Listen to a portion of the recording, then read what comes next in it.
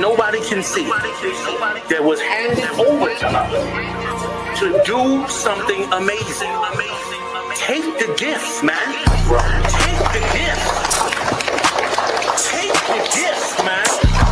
And let the Most High work in you to do something you have never believed. I ain't even impressed what you expect. You see this shit? Hold on, there's one West on my chest. One West world. That's it. Fucking street code, let a priest law. No stain, break dang with the leash off. I ain't nothing of this world, I need a respawn. I just know they wish that I would stop, but I keep going. These fringes on my calf like a tube sock. I used to stuff the loose ones in my shoebox. And we came a long way from the curbside. Now we looking from the top from a bird eye. And I can't leave my brother on the battlefield. Lord, let the hell rain, we gon' see who real. And you know they gon' hate when they see a plate. So imagine what they doing for $250,000. And we really the only ones going to war. You niggas just be talking like y'all won the war. I made love to this truth and there's no divorce. My Spanish mommy call me Poppy like a corner store. Let me show you how to do it. Said he living by the word, I think it's time he proved. I think you better use your head before you fucking lose it. And save the acting for the camera, this is not a movie. I pray to God I don't fall off. I ain't nothing like y'all. Niggas think they slime, cut their head off a python. Blame me for my outlook, never counted the lookouts. The world said I wasn't shit, but look how I turned out. Not so bad, huh? Why you mad, huh? We go hard, but go harder for the have-not. Listen, when that oil hit your leg, then you can't stop. Your feet better hit the ground running, this shit bedrock. Man, we tried to put him on, but he's asleep. Waking up the people, that's the job for a priest. Hopped out the wheel, fringes swinging like a pendulum. You heard of the tribes, where the fuck you think they get it from? Look, I'm a soldier, get the order, then I get it done. Got some big shit to split the water, make these niggas run. Why you hurt? If I told the truth, then I showed you love. Let me prove it, wanna move right, let me show you how to do it. Let me show you how to do it. Said he living by the word, I think it's time he proved. I think you better use your head before you fucking lose it. And save the acting for the camera, this is not a movie. Don't step over the line though. Everybody, anybody, it's up for everybody. And that's not, I got bigger fish to fry. I got people to save. I ain't even on a rap, so I already beat the rap shit.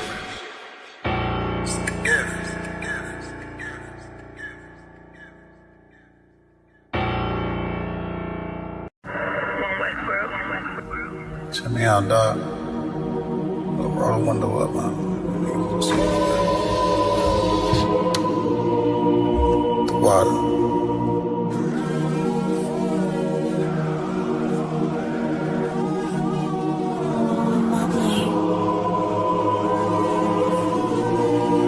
Ain't no better, dog, really. The son of a king. I don't Balenciaga. I might just wear a collar. I might just wear the Pradas. But I'm thinking long term, so I might say the dollars. We ain't no better. I'm just being honest. I should've went to college, but I was thinking violence. It's a one West world. We the fucking loudest. Break it down, we break ground. We don't break no damn promise. Let's get active, dog. Don't tell me how you feel about it. These cats saying too much. They ain't learn enough. You maxed out the first quarter. I'm still warming up. These niggas tossing up a brick. They can't score with us. Who gon' come against us? On the Lord with us. Them niggas riding for you. Hope they rise till they crash.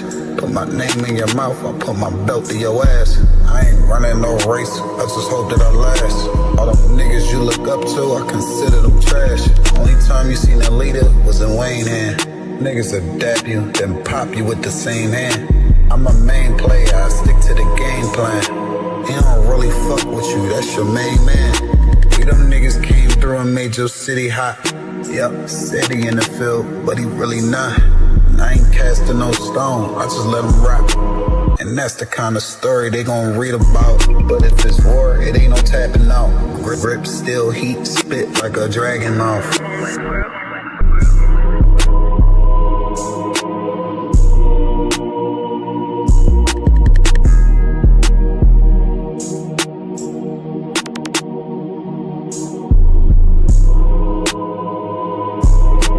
Shalom. Shalom, Israel. It's that time again. The I.S.U.P.K. under Commanding General YAHANNA presents the Lord's 57th Annual Passover. That's right, the Lord's 57th Annual Passover, April 4th, 2026 in Houston, Texas. All Black, Hispanics, and Native Americans are commanded to observe the Lord's Passover. This will be the biggest Passover to date. You do not want to miss this. Fresh lamb, fresh wine, and bitter herbs as commanded by the Most High. Only $200 per person, ages 17 and up. The biggest event of the year. There is only one Passover, and it's under Commanding General YAHANNA. See you there, Israel. Shalom. Nobody else there to compare to. Train for war, men of war, and warlike apparel. Prefer our leaders, can't get between us. Watch where you stepping.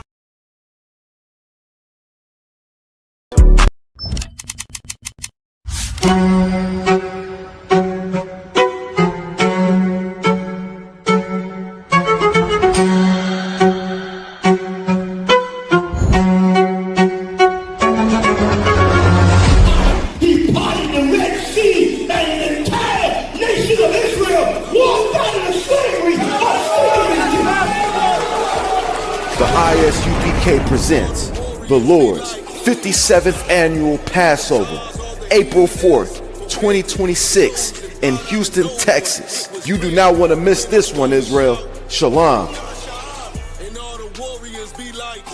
Hey, listen, brothers and sisters, man. If you like what you hear, hit the subscribe button, man. Subscribe to this channel. And also, please, go to isupk.com and pay your tithe. Drop me some cash so we can move around this planet like we need to, man, and do the things we need to do. They're one west. They're one west. They're one west. Hey, Shalom, Yahweh Bahashem Yahushai Brakatham to all the brothers, Yahweh Shamar Alatham Bahashem Yahushai to all the sisters. I'm Priest and Officer of 500 Barak Yala with the I.S.U.P.K, which stands for the Israelite School of Universal and Practical Knowledge. Started at 1 West 125th Street, Harlem, New York, under Commanding General YAHANNA.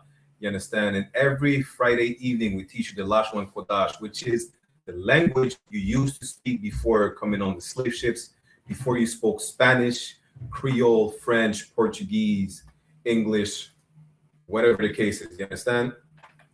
And for the next 2 classes will be in English.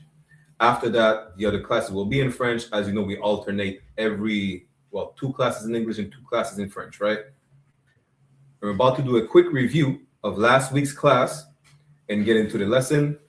If you have any questions or comments, you put it in the chat. Also, share the class everywhere. Our people need to know their true culture, their true identity. When I'm talking about our people, I'm talking about so-called Blacks, Latinos, and Native descendants of the slaves in the Americas, in the Caribbean, on their father's side. Why is it so important on the father's side? Why? Because as the book of Numbers, chapter 1, verse 18 says, which is in the Bible, as science says as well, you understand? And every culture on the planet knows, every nation on the planet knows that you are the seed of your father, right? And it's so important to know our true identity, because when an identity comes a culture, comes a moral code, you understand, a constitution, which we're the only people who literally does not have their constitution. As prophesied in the Bible, the Israelites would lose their heritage, would lose their culture, their language, their identity, their constitution, and adopt other nations' constitution, other nations' culture. And just like in the book of Baruch, chapter 2, verse 30, it says, in the days of our captivity, we would go back to the Lord. We would go back to our ways. We'll go back and remember who we are. Let me, instead of paraphrasing, let me just pull that scripture real quick, and then let's get into the lesson. Again, bear with me 1 second, right? And again, any questions or comments, y'all put in the chat. Click on the sign in and sign out links in the class. If you want to be in the school, do your 90 days, get your Hebrew name. Let me share my screen real quick.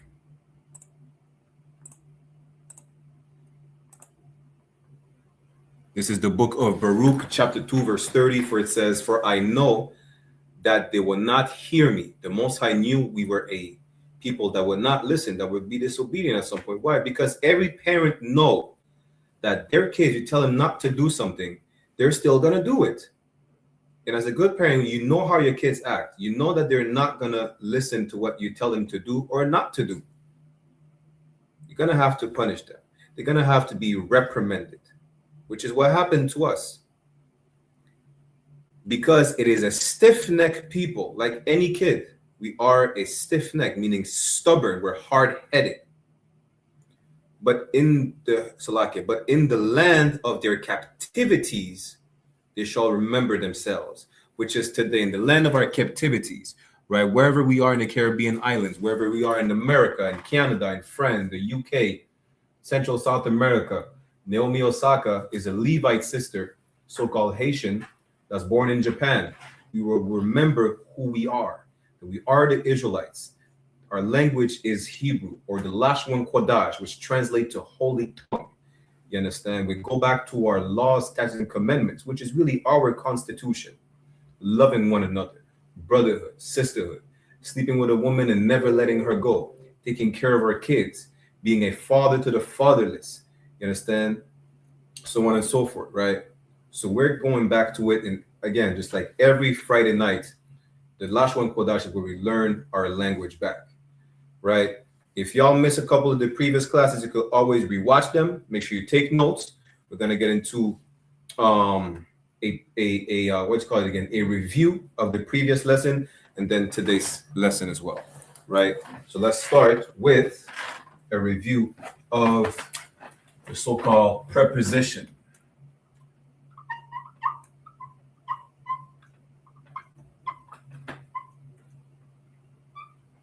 What are the prepositions? Preposition is going to be a word, right? Or a character, which would be a word at the beginning of a word. You understand? If you remember what preposition is, right? So it would be placed at the beginning of a word for what? What is the purpose of it? The purpose of it would be, at the beginning of a noun specifically, to show the noun's relationship in the sentence, right? For example, the man on the platform. On would be the preposition, that would be in Hebrew, it would be put before the word, or the, right? Let me give you a few examples. For instance, let's go with ba. Let me see, ba. We're going to write the Hebrew character in Lashawan Qadash and in the Assyrian, right? Ba, which means in.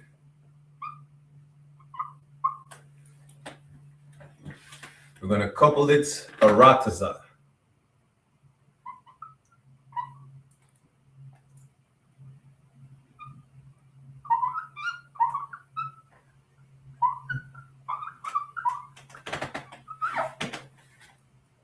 Arataza.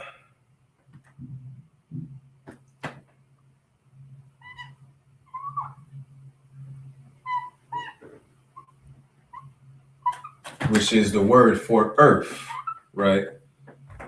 And again, just as a quick reminder, when you read ba like this and arataza from left to right, it's just for the pronunciation. Why? Because Hebrew, as you know, is read and written from right to left, which is really practical for us left-handed people. Ra taza, which means earth. So as we pray, right, just like in the Lord's Prayer, we say we want the will of the Lord to be done on earth or in earth as it is in heaven. To say in earth, we use the preposition ba and put it in front of arataza.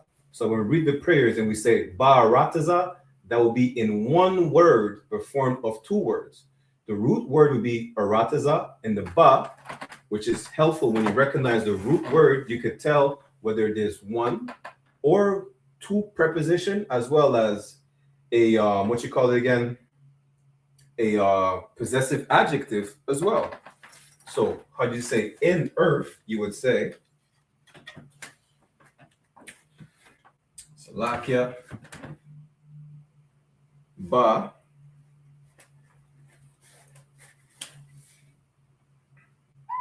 arataza.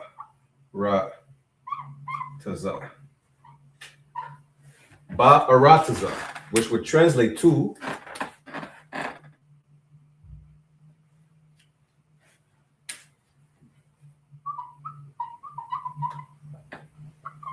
in earth. You understand? So that's one of the prepositions that we've seen, right? Remember, prepositions will always go before a noun, right? So there's the ba, which means in. Let me give you the sha again.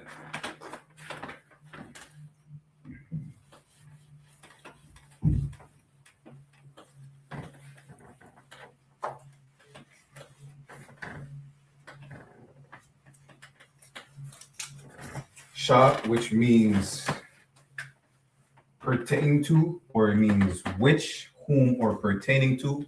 So the sha, or the character for sha,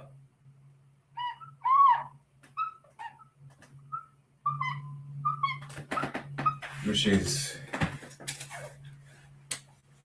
which, whom, or pertaining to.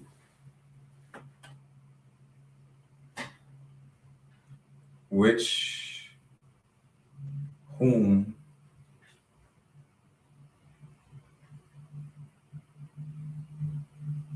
or pertaining to.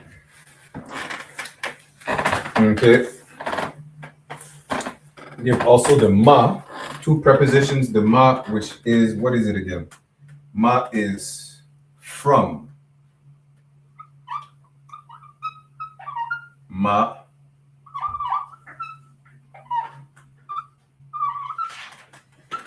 Which is from. Why am I giving you these two? Because sometimes, again, you can have a word with two prepositions. And if you, so lucky, bear with me 1 second. And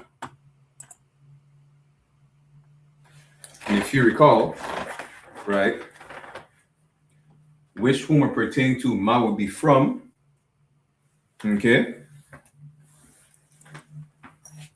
The word for heavens is shamayam. Shamayam. Now you're going to see I'm writing the sha and the ma in red. Why? Because they would represent two prepositions to form one word. Shamayam.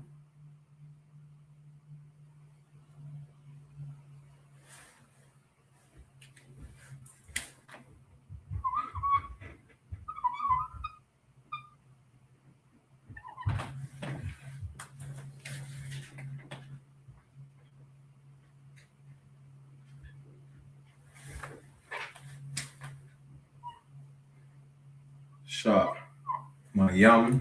So like, let me try to do it better. Let's not slack. Shamayam, which is the word for heavens. You understand? Now, what do these two represent? We know that the word mayam is the word for water or waters. And heaven means pertaining to waters. What about the ma being another preposition? What does ma in Shamayam represent? Break down. Shamayam, Salakia, let me use a different color code. Shamayam is pertaining to waters,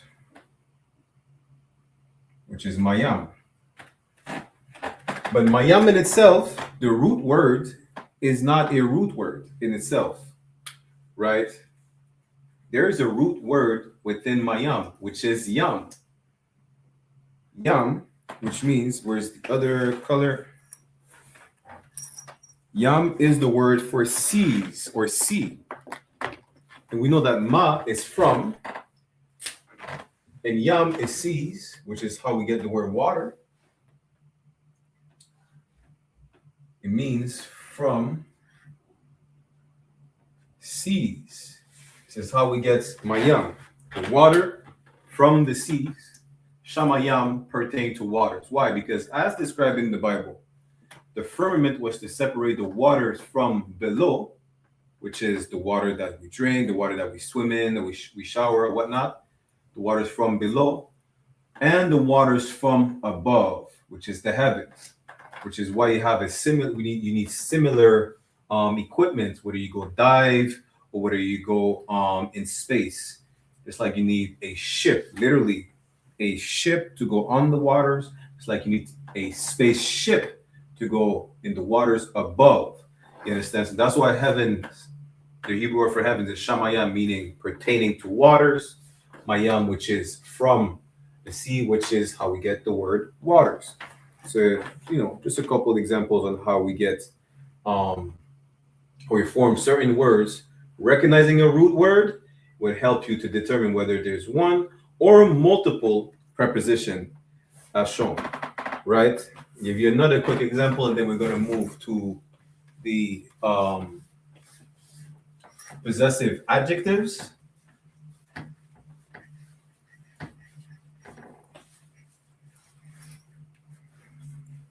An example, then we move to possessive adjectives. So, example would be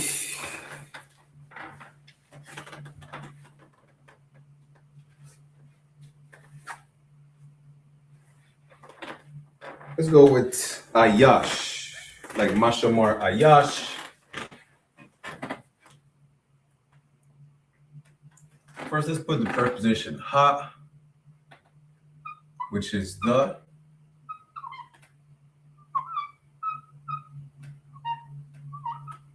Ha, which is the.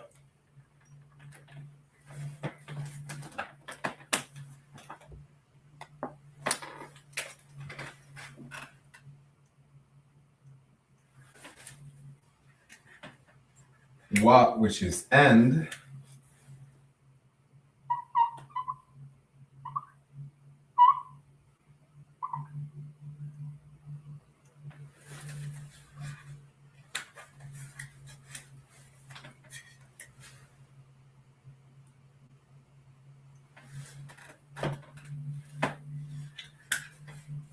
Gonna have ayash,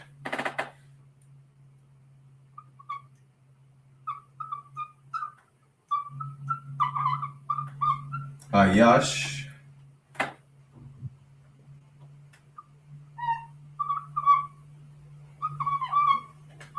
ayash,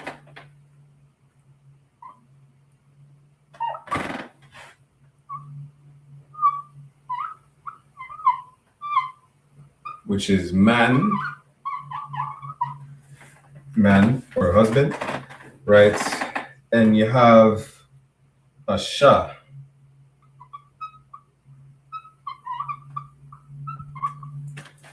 we were a bit closer for space. Ayash, asha,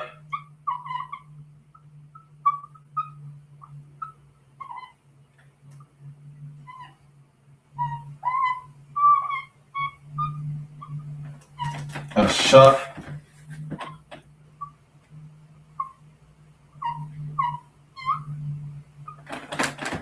you understand, which is woman, which you will serve as wife. Instead, if you're my woman, you're my wife, right?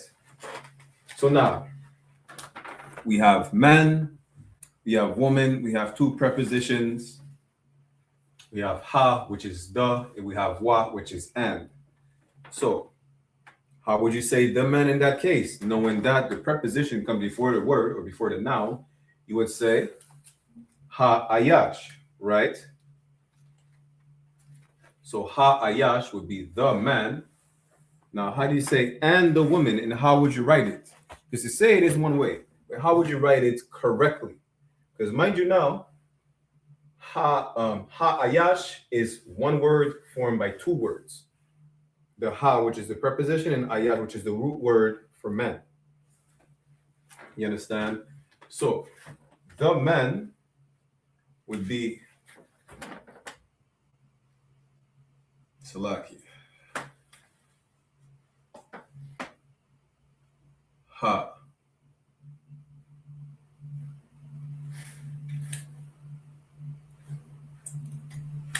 Ayash.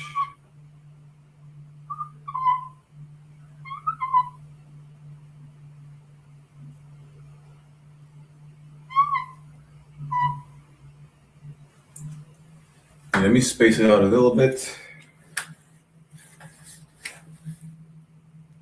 Ha.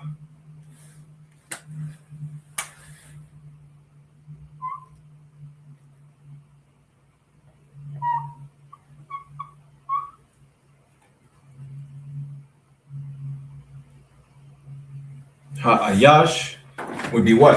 The man. Now, how do you say the woman? Because we know how to say the man. The man is ha-ayash. The woman would be ha-asha. But how do you say the man and the woman? Now, would the and be separate? As we've seen, the answer is, one second. The answer is no, because as we've seen, right, two prepositions could follow one another to form one word with the noun itself. So how you write the man and the woman? Ready, right here.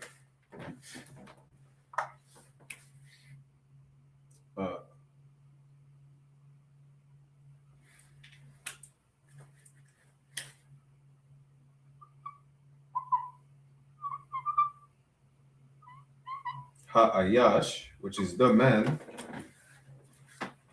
and the woman, the and the would go together.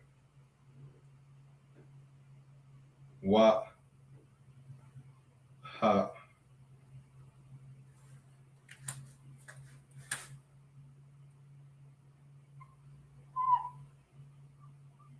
asha.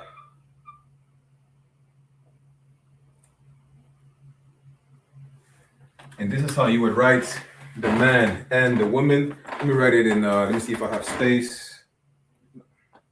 No, that's fine for now.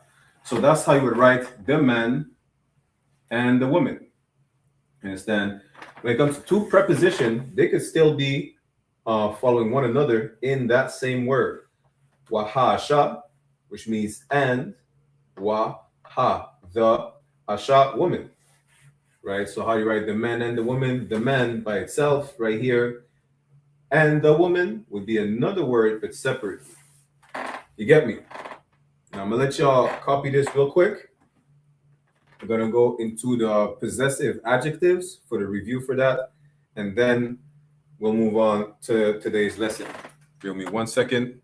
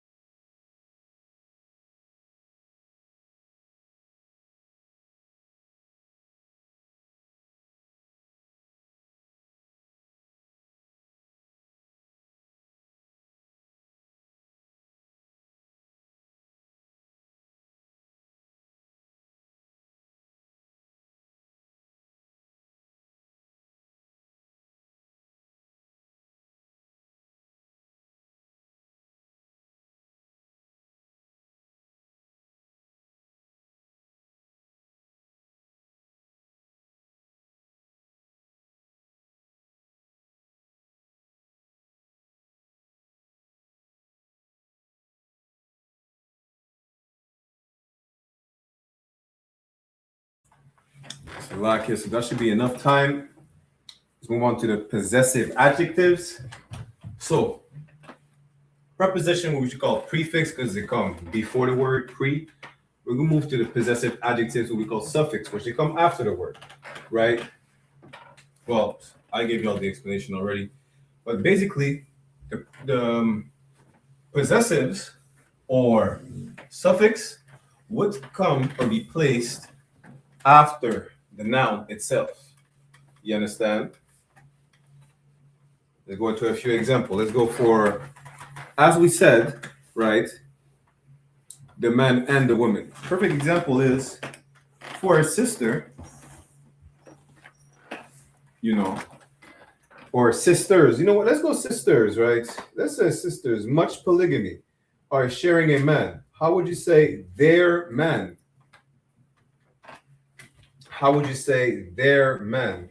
Let's see, y'all. Some of y'all paid attention during last class. How would you say their man? Right? How would you say their man or their husband? Why? Because some sisters might be sharing their man. How would you say their man?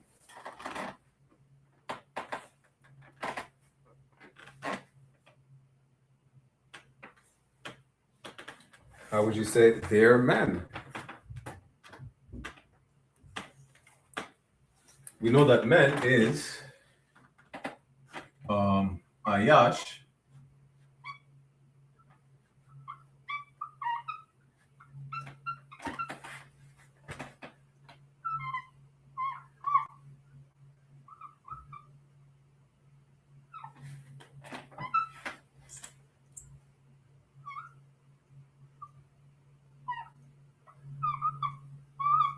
Ayash, which means man. How would you say their man? Man is Ayash. We need to know how to say their.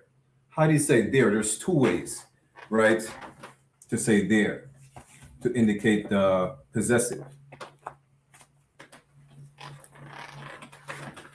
First and foremost is this. Is the ma,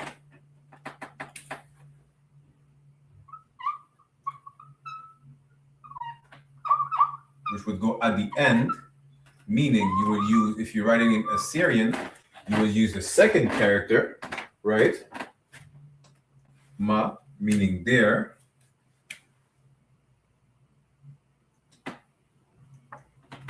But that's masculine. You understand? That's the masculine. And then there's the na. Again. Na. In the Assyrian, we use the second character for na, which is also there, but feminine.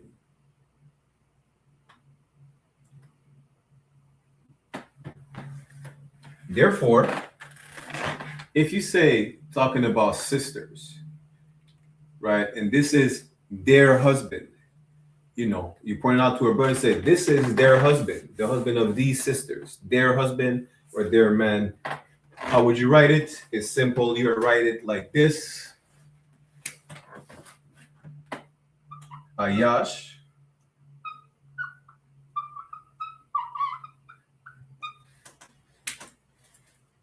Na.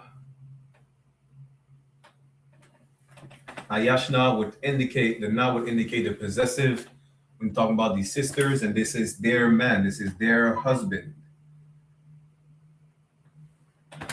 Right? Equal. Ayashna is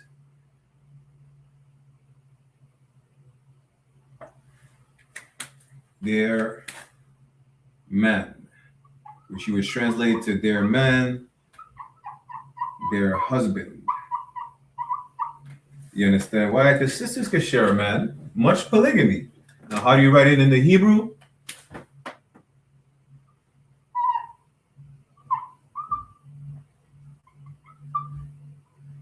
Yash. Na. This is how you write it in the Lashawan Qadash or the Hebrew. How do you write it in the Assyrian? Let me use a different color for the Assyrian. Give me 1 second. In the Assyrian, I'm going to use a different color, right? B. Yash. As you know, in the Assyrian, the Na is the alternate character, right? Ayashna. Their man, their husband. Why? Because sisters can share a man. Much polygamy. There is no such thing as too much polygamy. You understand? Salakia. You could take this down.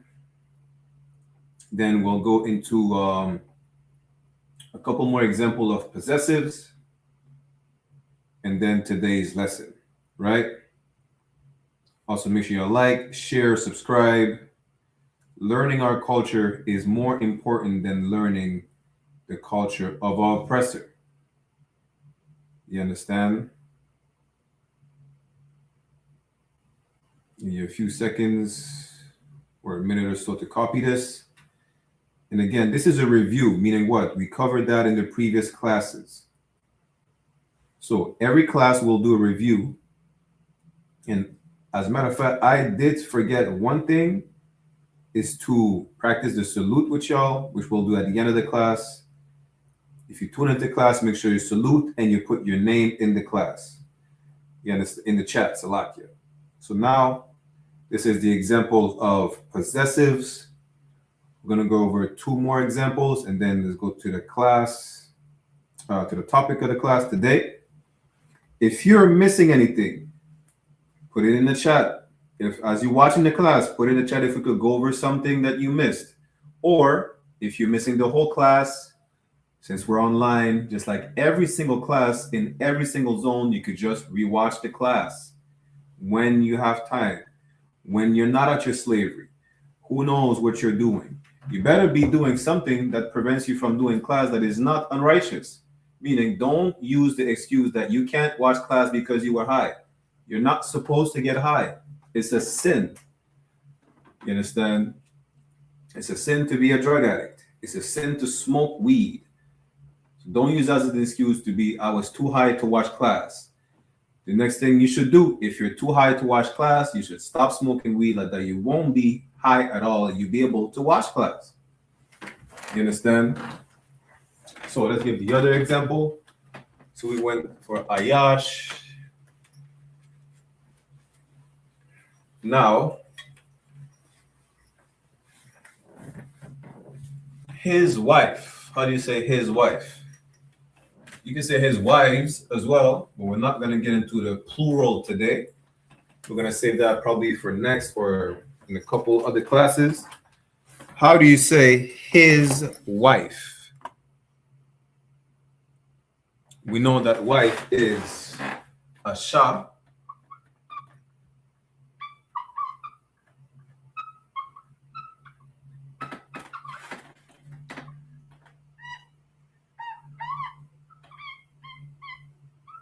A sha.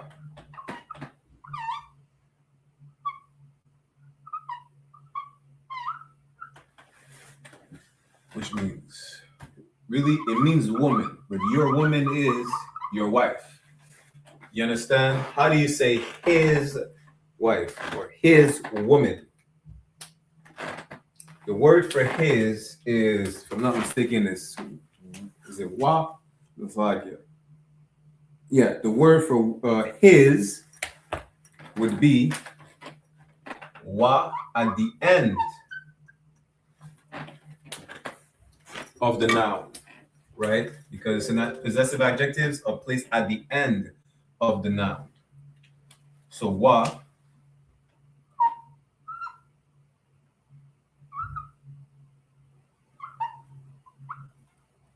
is his. Let me put that in red as a matter of fact. His. So how would you say his wife? You would say asha wa. Salakia. Sha.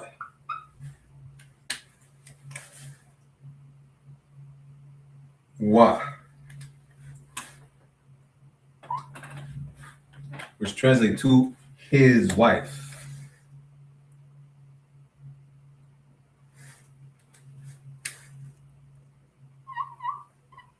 Well, his woman. His woman would be his wife. You get me? How do you write that in the Hebrew?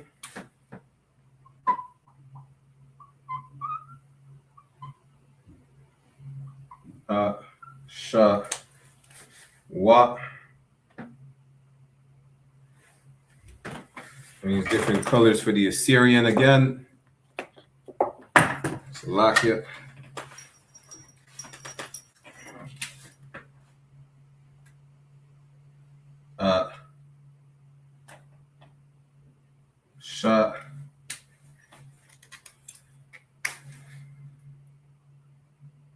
Sha. Wa.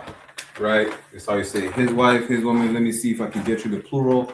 Even though we're trying to save it for another class. Bear with me 1 second.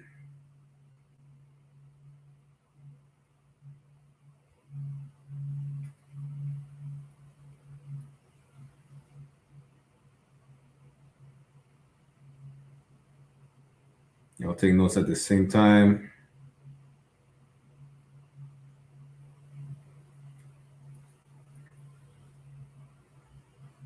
Yeah, let me keep the plural for next class because some plurals are irregular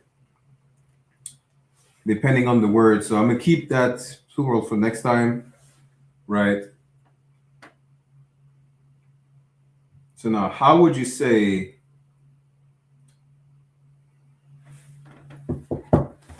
well, my wife, right? How would you say my wife? Knowing that the possessive is at the end, all we have to change is the possessive, but how would you say my wife? Or my woman? It's pretty much the same, right? How would you say my? Say ya. You put the ya at the end, it would signify mine or mine. You understand? She is my woman. Ya asha ya. My woman.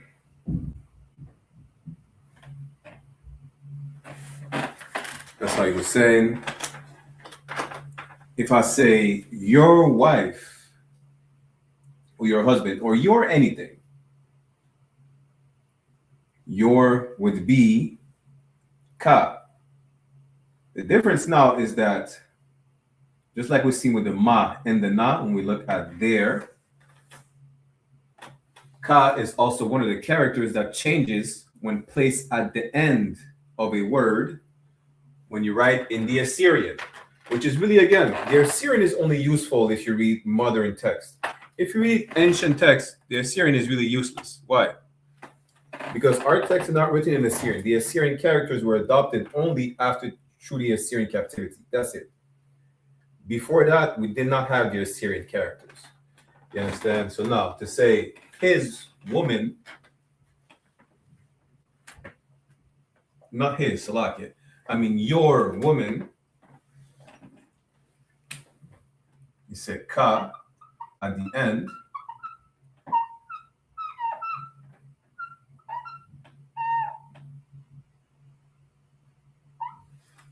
Which would change if you write it in the Assyrian, right? So ashaka, which is your woman.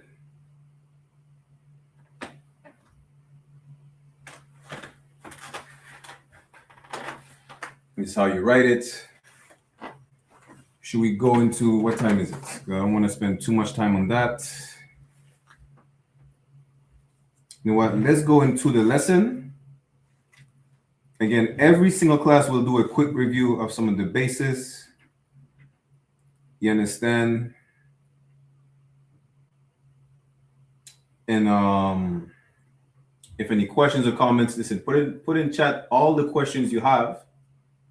You could go over it, just like you raise your hand and ask questions in the English class, in the French, the Spanish, or Portuguese class. Do the same in the Lashawan Qadash classes.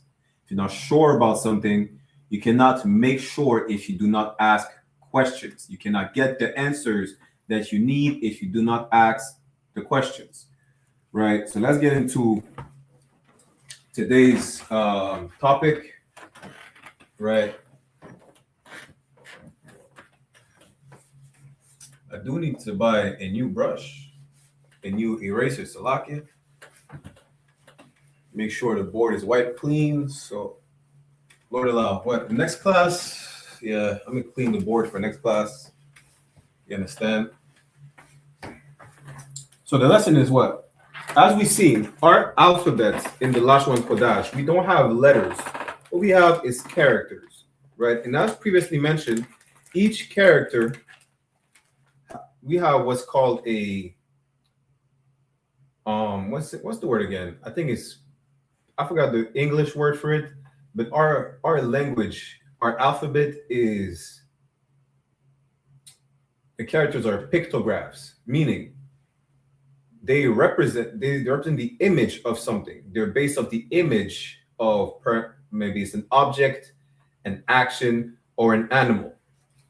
And each character is the first character of a word. This is how our alphabet was formed.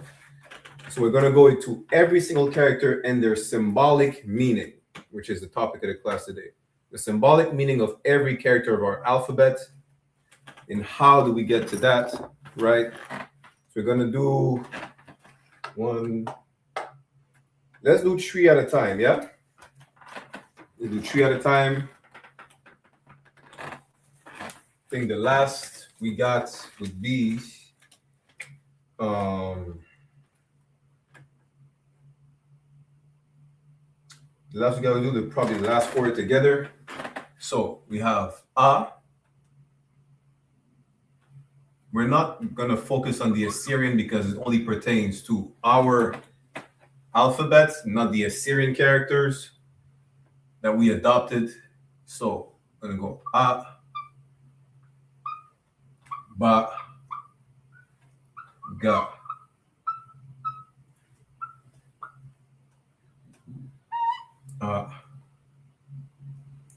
Yeah. Ba, Ga. Again, each character is the first character of a word, right?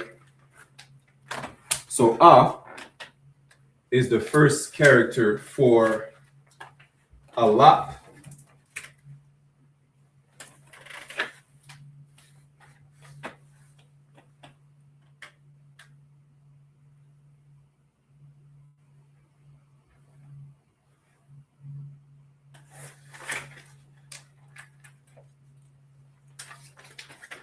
I is the first character for I.S.U.P.K.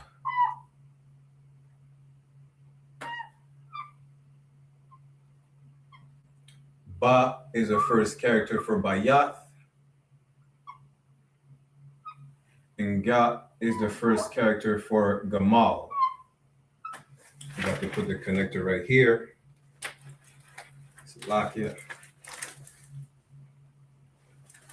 Gamal. And I.S.U.P.K. would be representing a cow or the head of a bull. We're going to show you the drawing just now. So a cow. Bayat would be a house. And Gamal is the word for camel. We're going to show you the pictorial representation of each one of them, right? So the A is simple. It's in the shape of the head of a cow or a bull, which is pretty much the head of the herd, right? So luckily we have a comment in chat. Oh, never mind. So Allah, if you picture the head of a cow, you understand, or a bull, it has this shape. Now, if you put it sideways, right?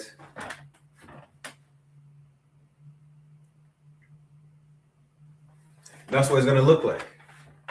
You understand? If you twist it sideways,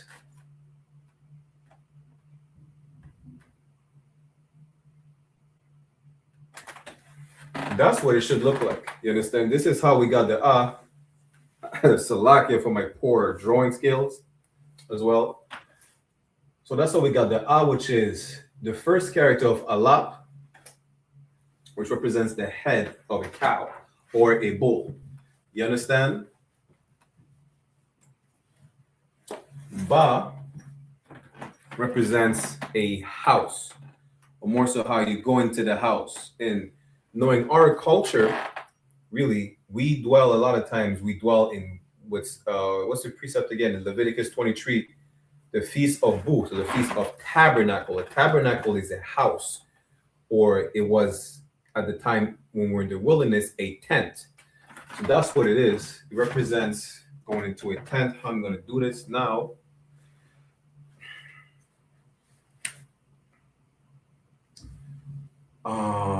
Damn. Let me see how I'm going to do this.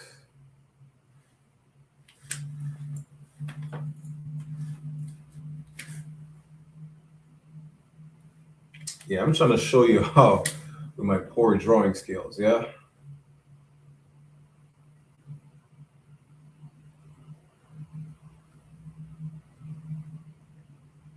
Let me just put it like that. So basically,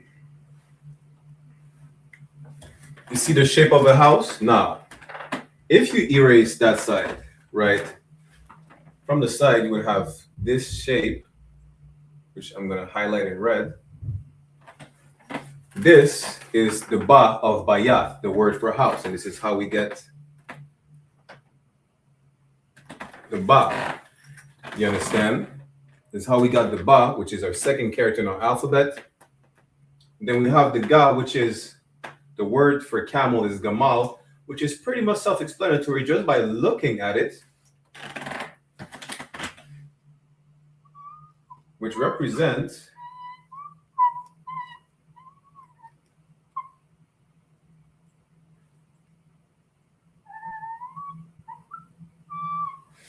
ga. It represents the hump of the camel. You understand? That's what ga represents. So you have alap, bayat, and gamal. Maybe I should write for you. How do you pronounce these? Alap,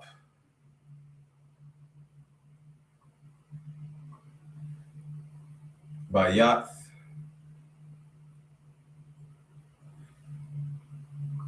and gamal.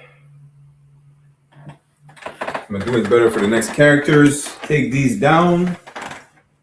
And then we're going to move on to the next one. Let me go grab some water real quick.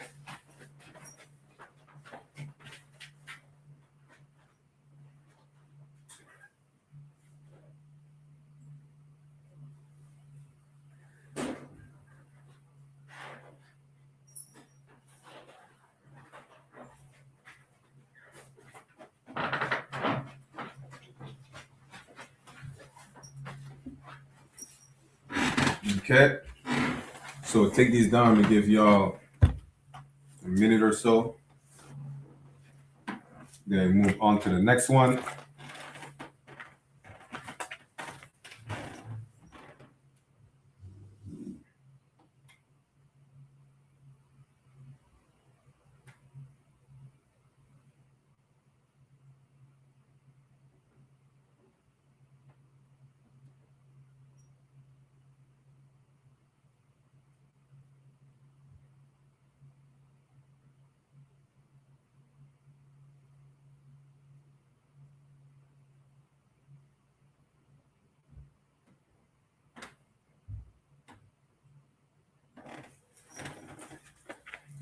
Now the next ones we got, where's the black marker?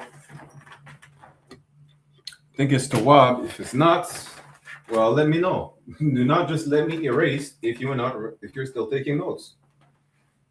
The next one we got the da, the ha,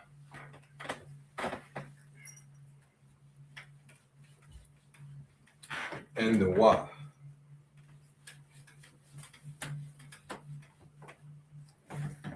What did I just drop on the floor?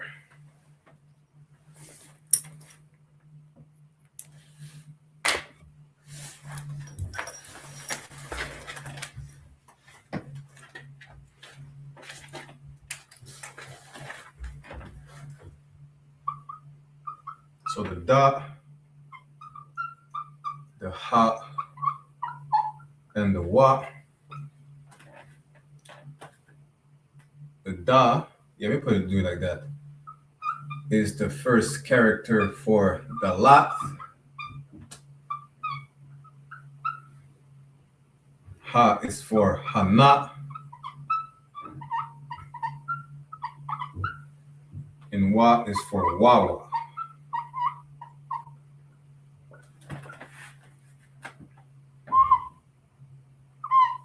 The lat, hana,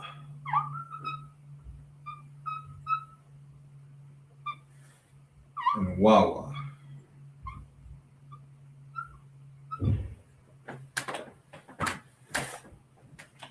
See what it means. So the lat is the word for door. Hana is more so an action. Like I said, it can represent an object.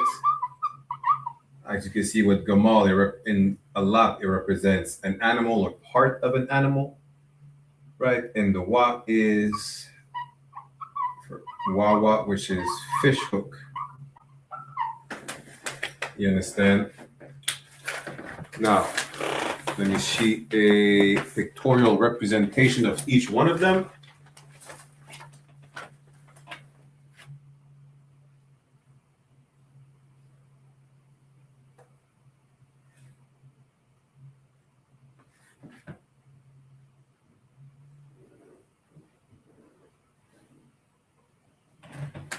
Well, as you look into a house, again, our houses or places of habitations were more so tents or booths. In how does the shape of a tent look like?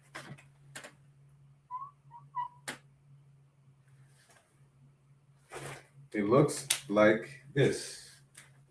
The entrance of the tent would look like this. This is how we get the da, which is the first character of King David's name, which is what this represents.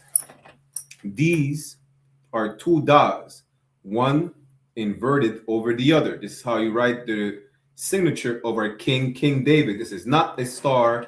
This is not a star of Molech. This is not the star of Remphin. This is not a 6-point star. These are two das. The character da, which you call the shape of a triangle, right? Which is this.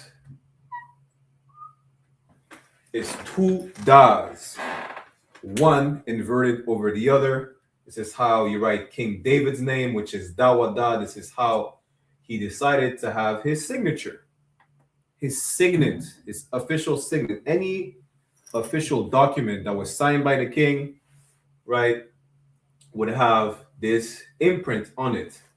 Just like you see back in the days, they used to heat up some wax and have a ring with their signature. That would have been on King David's ring. You understand? It's not the seal of Solomon. This is King David's signature. King David, King Solomon, whose father is King David. You understand? So this is not a 6-pointed star. This is just two das, one inverted over the other. Right? Now, behold, this is more so an action. So I'm going to be horrible at drawing this. But imagine now someone trying to show you something, right?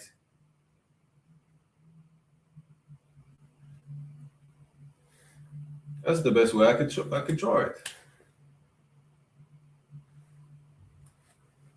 Imagine someone, man.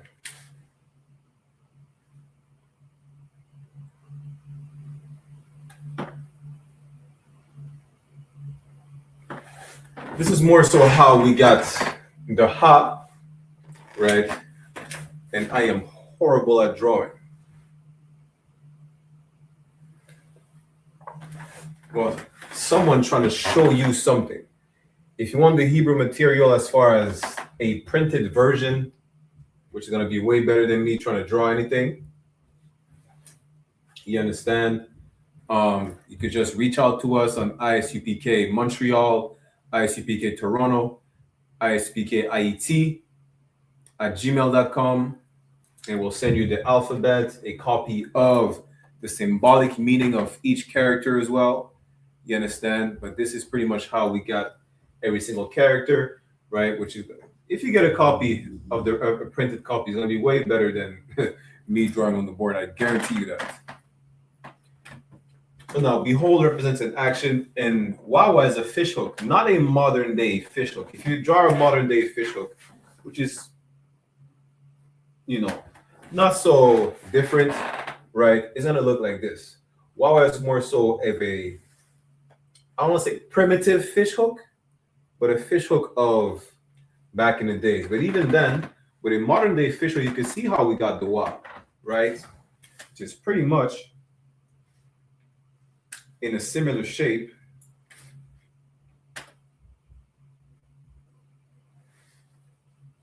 than a fishhook. Let me just redo this one. Salakia.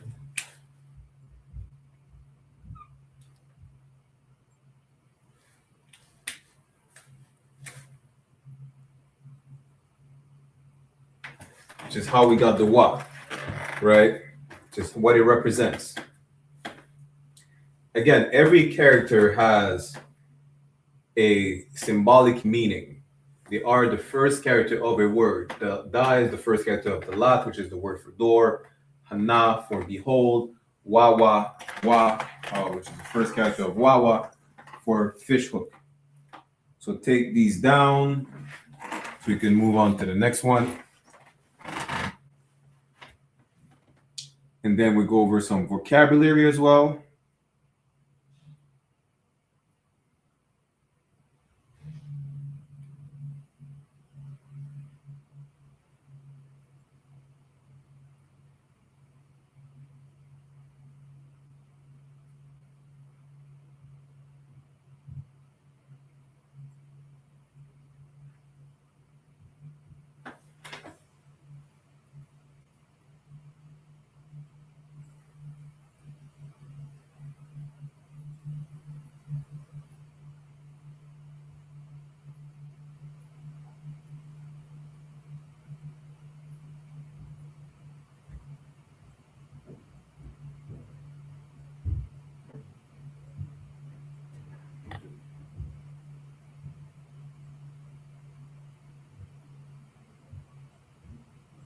Okay, let's move on to the next tree. So next in line, we'll have the za, the ka, and the ta.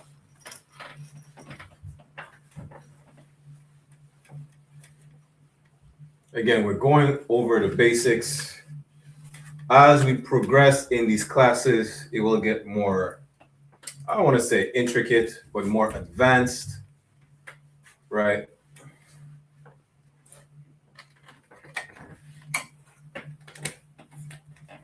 Get the za, ka, and ta.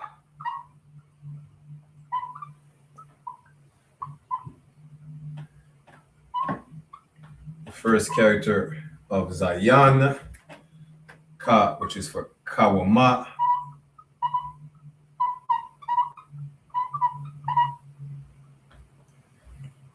Ta, which is for tana'a.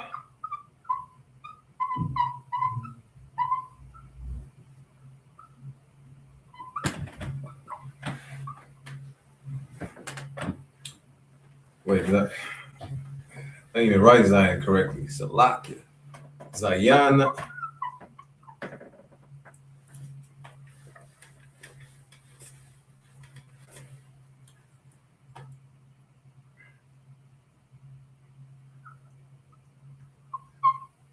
Zayan ka wa ma. And what I said, tana'a. ta, na, a. So Zayan is the word for weapon.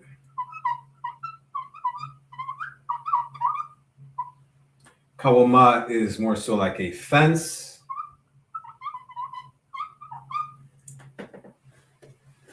And Tana'a is a basket.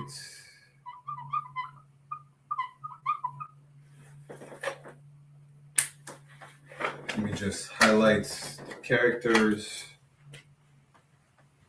So Zayan, Kawama, Tana'a.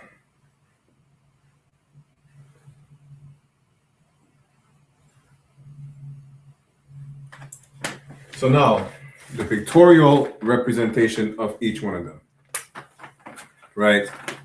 So Zayan represents a weapon. Some of the weapons that we had, it's not like today. Today a weapon is what? It's lucky. Today a weapon, you might picture a gun, a firearm, or the United States. Listen, the white man is such a devil. You could see a weapon as anything today, right? One of the old school weapons is these. It's like a two-bladed like scythe, like the Reaper has, right? So it looks something like this. You understand? Which is in the shape of what you would see in the shape of what you would call a Z, right? This is the Za.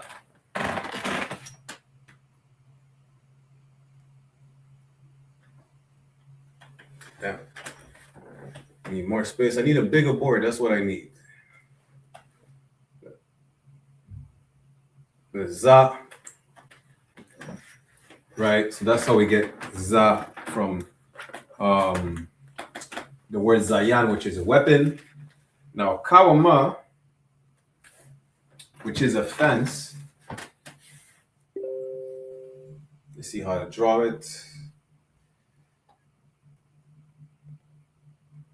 Okay, imagine a fence like this.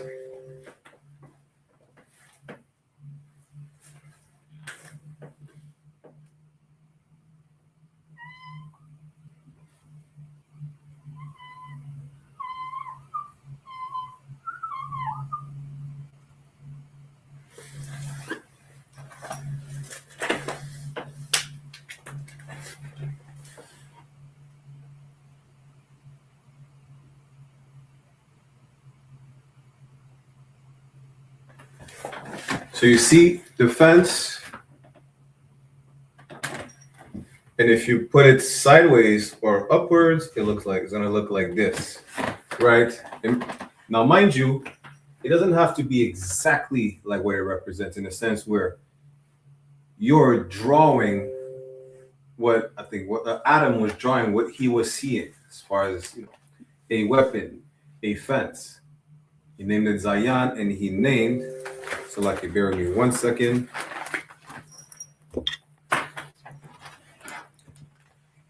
So he named that after the object, the action or the animal.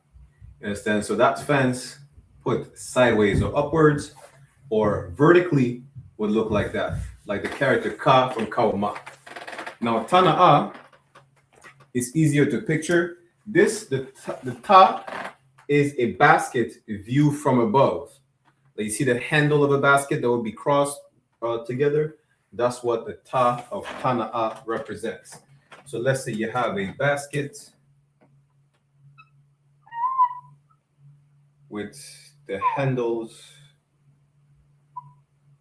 right? So on the side, you may view it like this, but from above, you would see the basket, and like the shape of the X will be the handles of the basket crossed, right? So that's what Tana'a is. Tana'a is just a basket view from above. That's what it represents. That's how Adam came up with this, right? Let's go ahead and take these notes. Let me move on to the next one.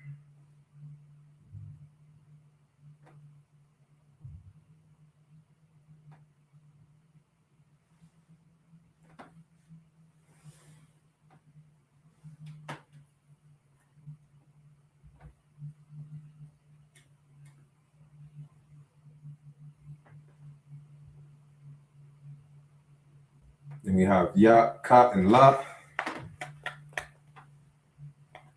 So we have 13 more.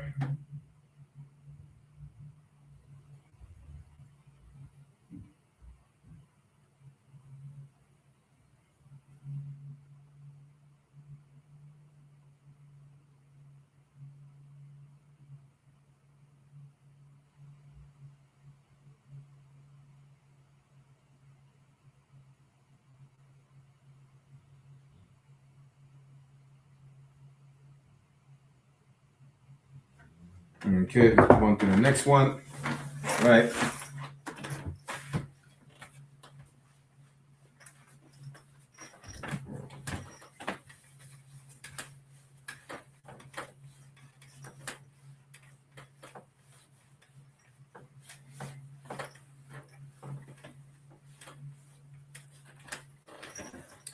So the next one is going to be Ya, Ka, and La.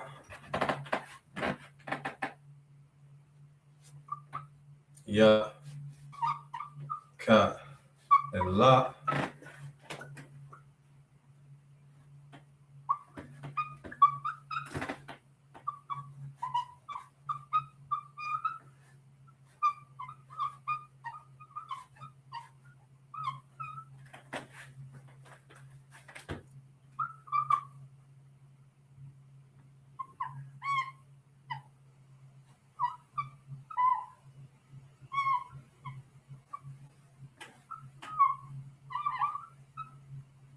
And does the L, the letter L, looks like a La?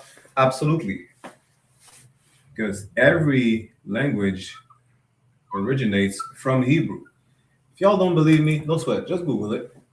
You would see that even how the Greco-Roman alphabet was formed, the origins of it is what they will call Aramaic, which is really just a dialect of Hebrew. But you would see that the origins, Salakia, of it, it would go back to the Lashawan Qadash. That's why the K looks like a Ka. The Ma kind of looks like the M kind of looks like a Ma. You understand? The A looks like a The B kind of looks like a Ba. The La is literally, the L is literally a La, so on and so forth. Right? Over time, especially as different empire came about and ruled, they just took everything from us. So Yad is the word for hand.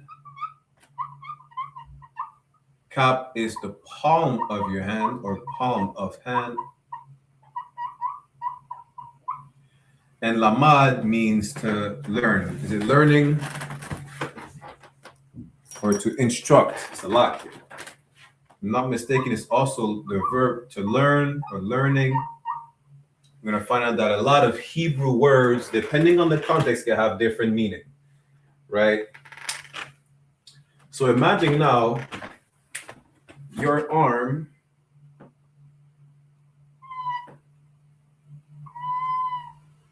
shape. You understand? So that's your arm and your hand. Good night. I'm poor at this.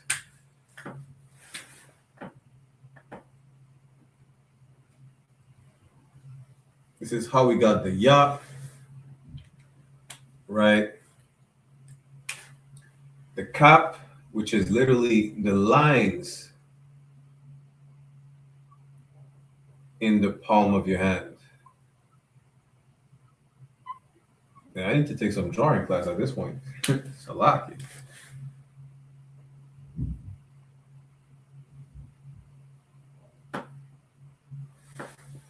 And Lamad is more, you see how I'm using this marker to point at some stuff on the board. Lamad is more like a how do you say it? A baton or a stick to point at when teaching or instructing.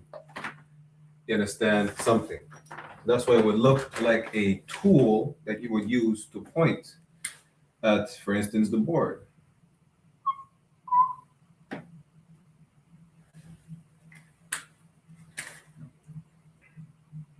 Some of these tools had that shape, right? So the Ya, the Ka, and the, what did I say? The La. Take these notes. And then let's move on to the next ones. We should have time for the rest, which is just 10 more and some vocabulary.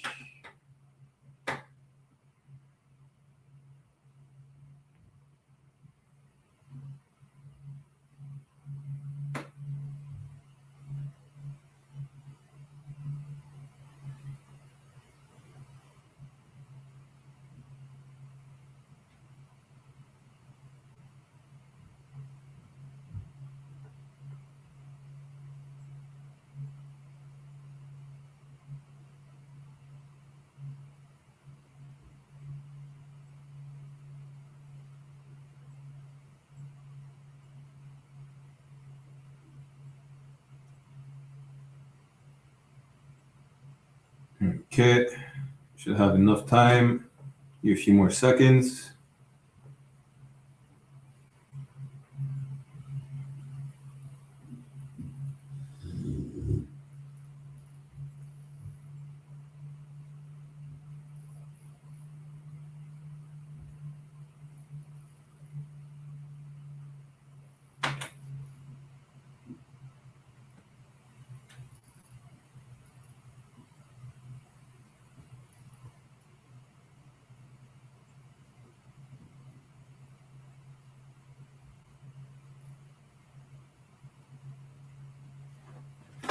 All right, let's move on to the next ones.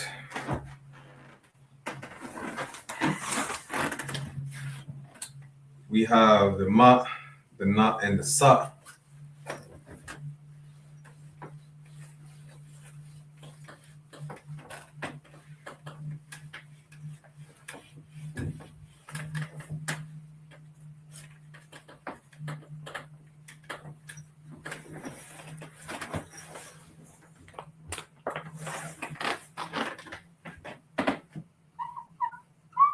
Ma, na, sa.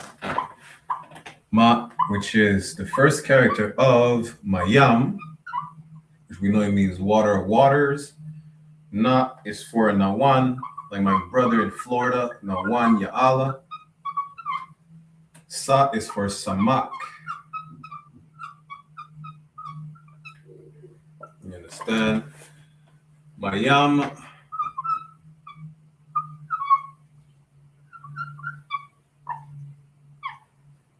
Nawan.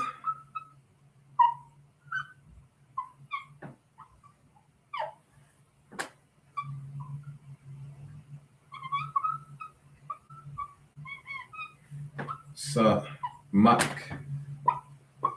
So again, mayam is for water or waters. Nawan is a sprout, like a plant that's sprouting out of the ground. And samak is to establish. You're gonna see how that makes sense.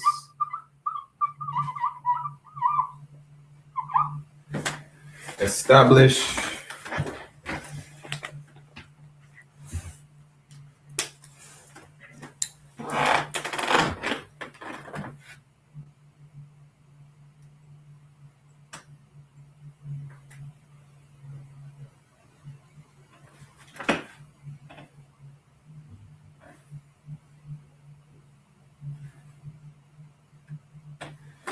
Now, mayam, nawan, samak.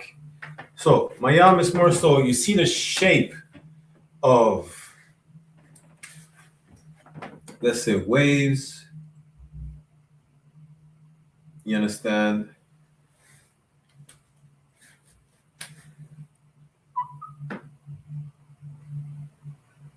This is the shape of water, right? Imagine the shape of waves and water. That's where we get the ma.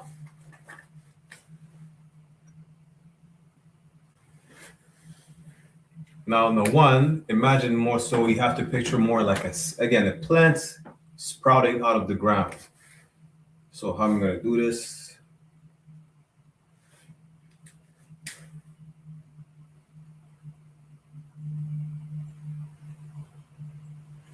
Like a plant, good night.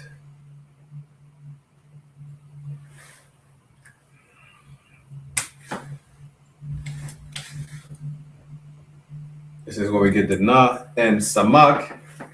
How do you establish something with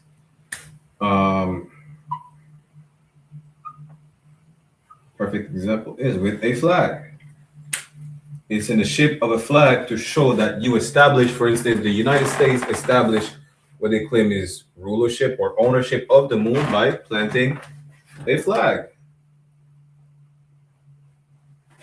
And that's how we get the sa for samak. Let's go ahead and write these down. Where's my water? Here we go.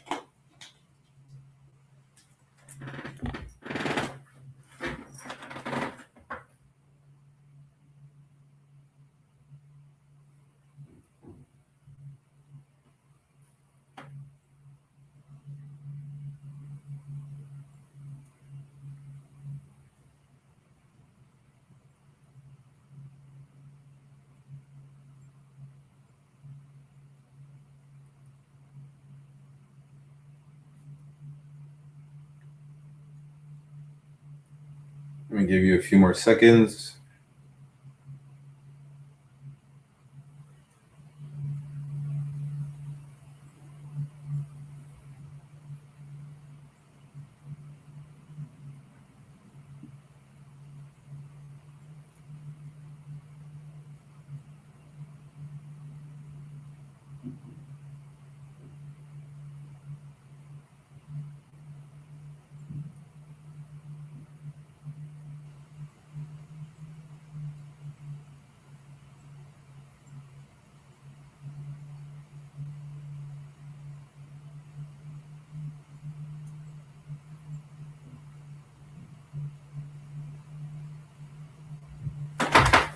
Okay. We're on to the I, the pa, and the taza.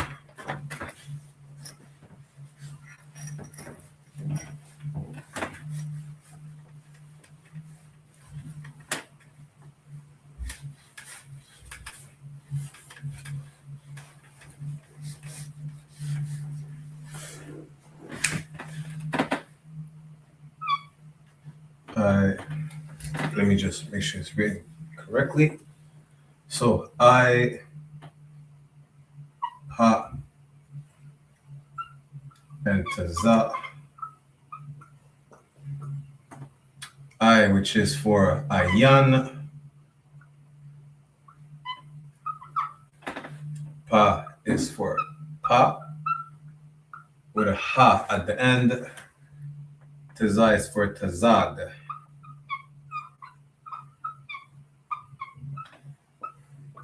So ayan,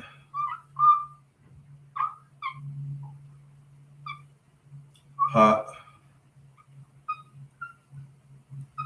and tazad.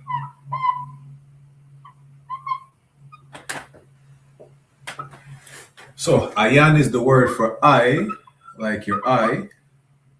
Pa is for mouth. And tazai is like to be on the side.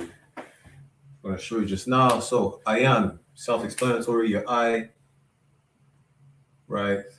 Like the iris of your eye, which is what you represent. Ayan. Ha. Let me see if I could draw a bit better now. Pa represents an open mouth.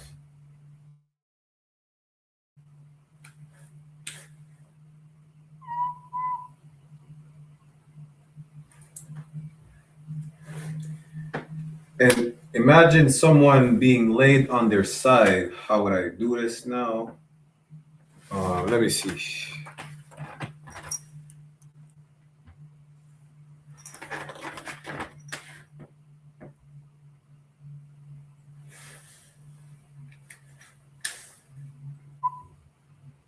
Imagine someone being laid on their side, which is what tazah is, and that's how we got tazah. You understand? So, like to circle these. So the tazah, pa, I,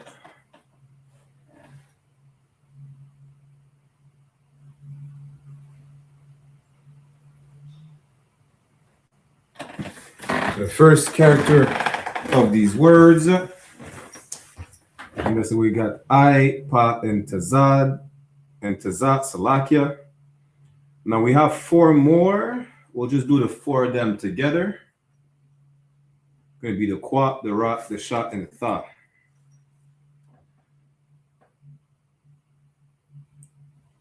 Yes, our language is very what they would call barbaric, primitive, or whatnot. Not complicated like the languages today. It's very simple. And here's every character represents the image of something. An animal, an object, something related to an object, a body part like pa, I, yad, kap. You know, no one represent a plant. Mayam is water. You understand? But there is nothing that doesn't make sense. Everything has a meaning. So take these down, and then we're going to move on to the last 4. And we should have time to look at some vocabulary. Again, the vocabulary, you could use it for the next class or the future classes in general, right? We may go over some verbs that we'll see in the future. We may go over some nouns or some everyday words that we may cover multiple times. Why? Because practice makes perfect. La pratique perfectionne. La práctica hace perfecta. You understand?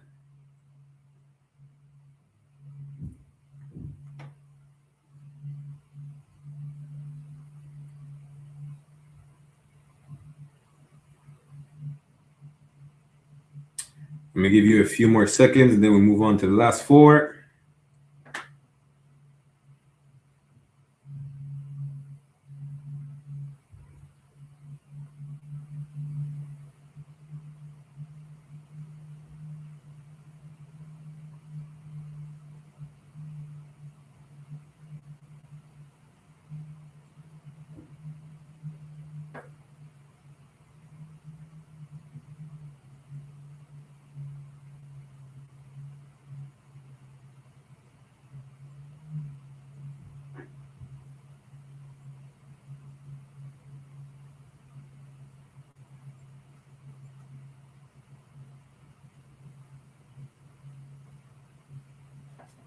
Okay, so the last 4 is qua, ra, sha, tha.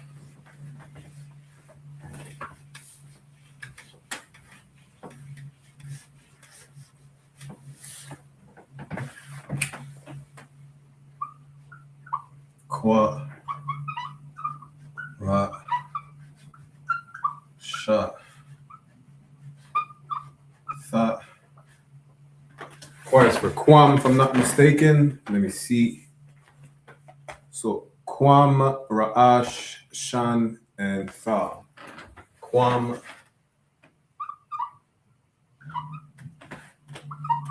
Ra'ash, like Officer Ra'ash Karab in Chicago. Qua Ra-Shan, or Shan, Tha.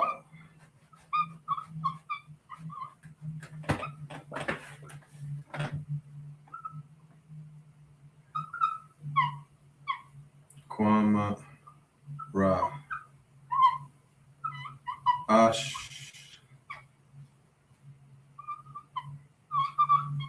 Shan Tha. Quam, which means to rise or rise. Ra'ash is head. Shan is teeth. And thought is like, it's like a mark, like a check mark, right?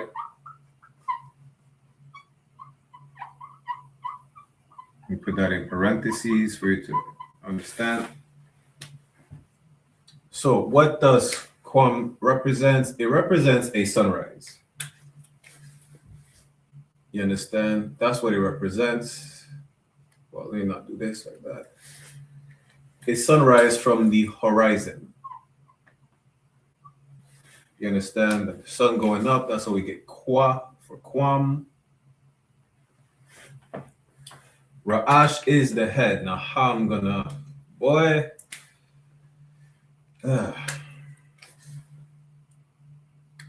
So let's see the shape of a head, right?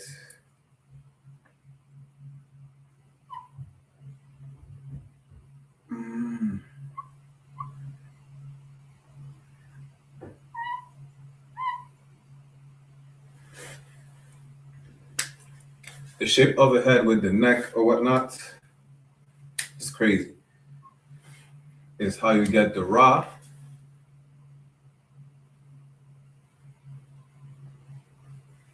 You understand? Which is the word for head. Shan is literally a set of teeth.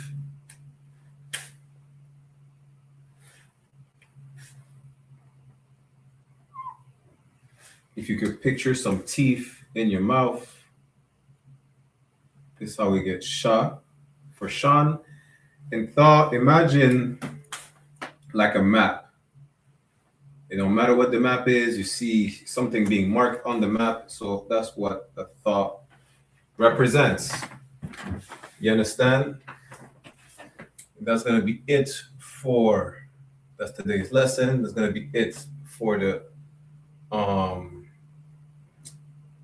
significance or symbolic meaning of each character of our alphabet. So you could copy this, and then we're going to go into some vocabulary. The salute, which is a prayer, and we'll end the class there. Let me see any questions in the chat. I'm going to move out the way. Bear with me 1 second.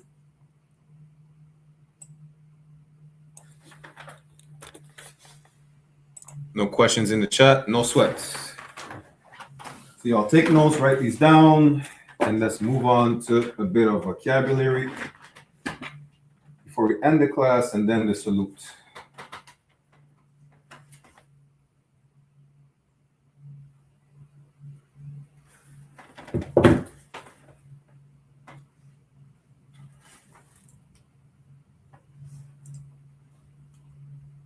As far as the vocabulary, we might do a mix of verbs and nouns. We'll see in a matter of seconds. So make sure you write these down. You understand?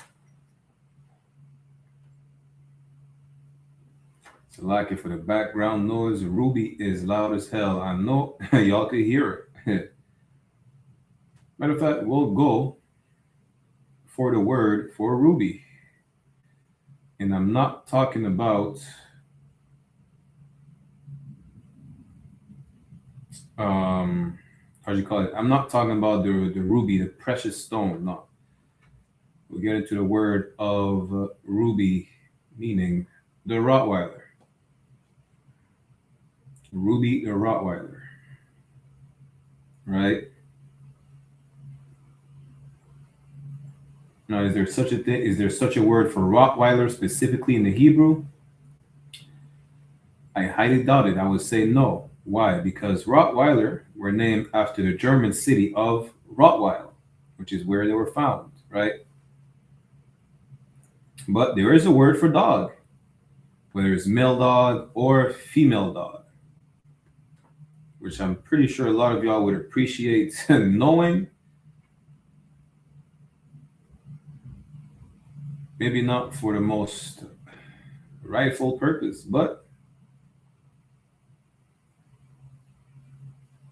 that is not relevant so much. So now, pretty sure y'all had time to copy it. I'm gonna give you a few more seconds.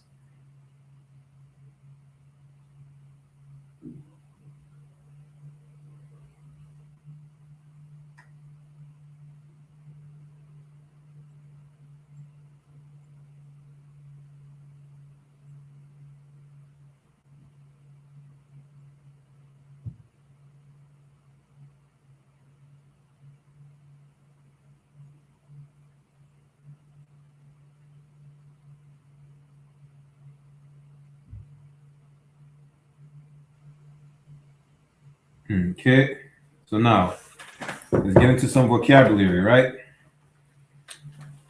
Which this time I will also write in the Assyrian.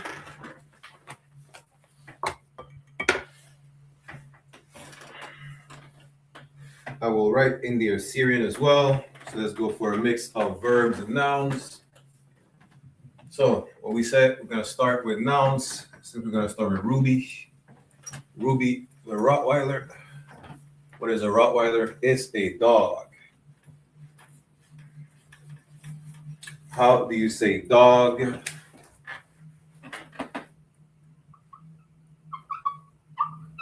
Dog. The word would be kalab.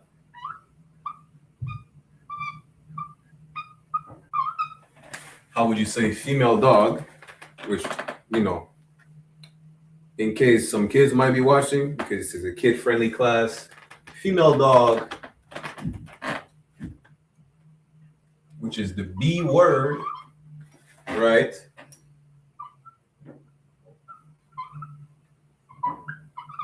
Which I don't think I need to spell it for y'all. It'd be kalaba. Now, Ruby is a kalaba. Why? Because she's a female dog. You know. So kalaba, kalaba, and what else would I go with?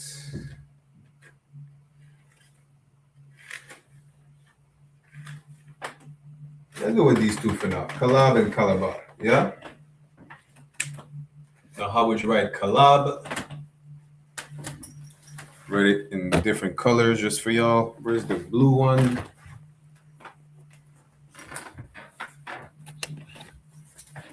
Let me space it out a bit more.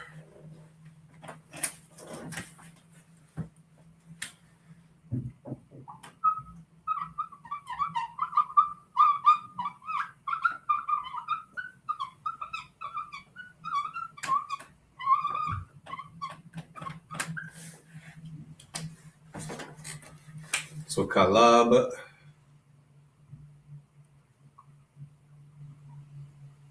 kalab, kalaba. Give you a bonus. The a at the end of kalaba, the ha at the end of kalaba indicates the feminine of kalab, right? Kalaba, the root word is kalab. The ha at the end just indicates it's feminine, right? It's not going to always be like that, but you may encounter it a lot, where the ha, just like shar, which is prince, which we're going to see now, and shara, which is princess. Ka, la, ka, la, ba. So we have dog and female dog, which for whatever reason women like to call each other that and get offended when a man says it. This is funny as hell, but you get the point.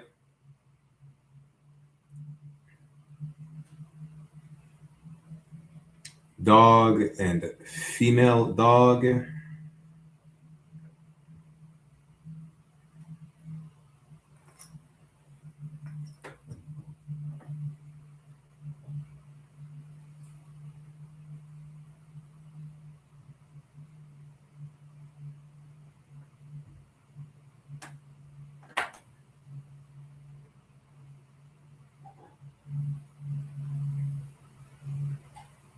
You have dog and female dog.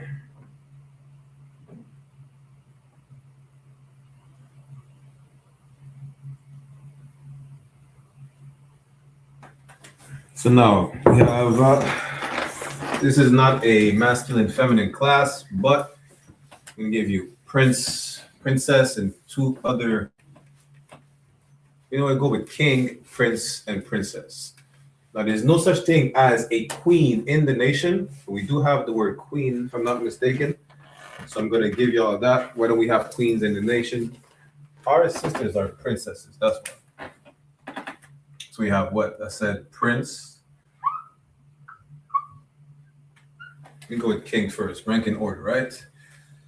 We have the king, which is Yahawashi, who you call Jesus. The prince and princess.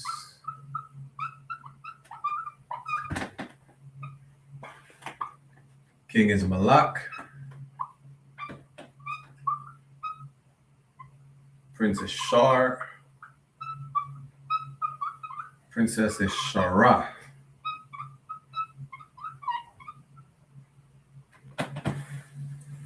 Again, the ha at the end indicates the feminine of it. Of Ma Lak Shar. Let's say Shara.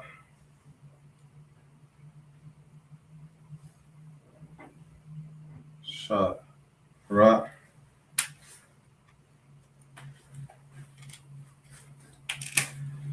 I'll put the green, the Assyrian, Malak, Shar, and Shara.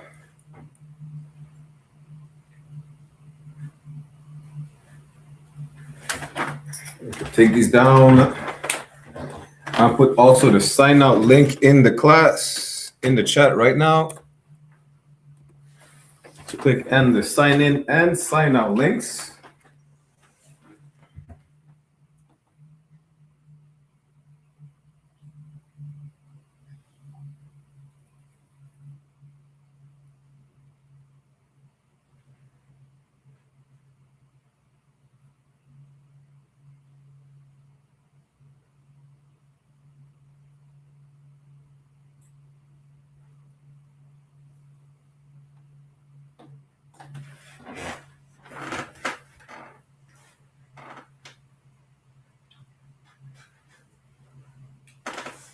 A couple more words and then we switch to what does it say? Verbs.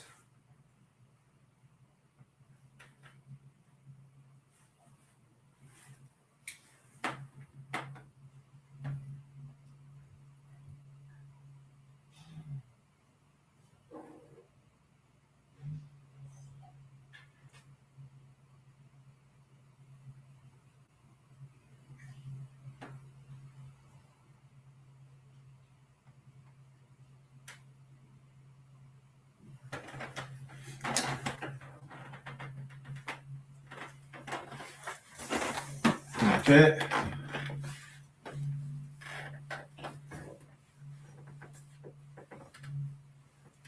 Yeah, write these down. You can memorize them, practice it. Okay, these are everyday words you might encounter, right? Let's go with. See, I have a list right here. Which one should I give y'all?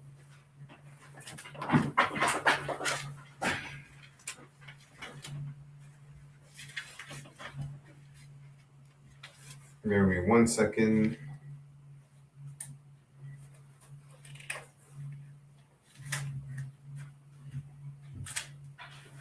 Shabbat, which is rest, Salaki. So rest.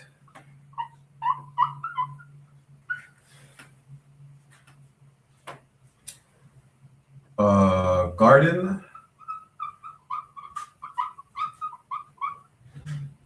And go with Eden. Rest, which you should know, is Shabbat.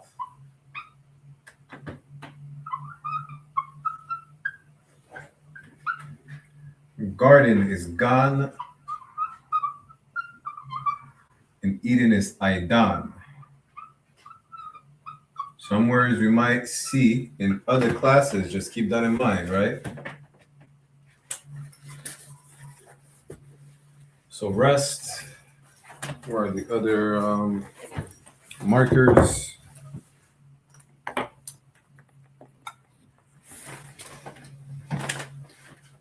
Which is the Sabbath, basically what you would call the Sabbath, Shabbat. Shabbat. Gan is garden, and Aidan is Eden.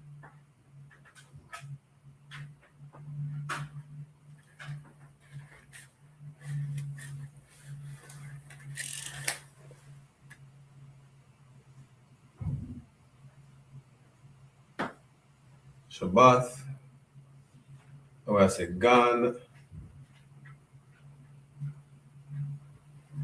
and Aidan.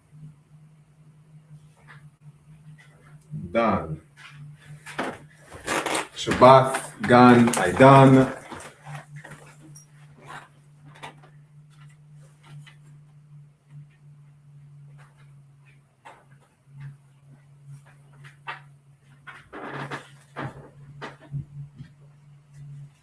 What time is it?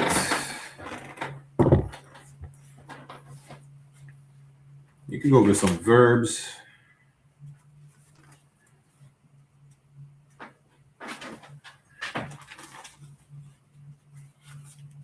Yeah, let's go over some verbs, yeah?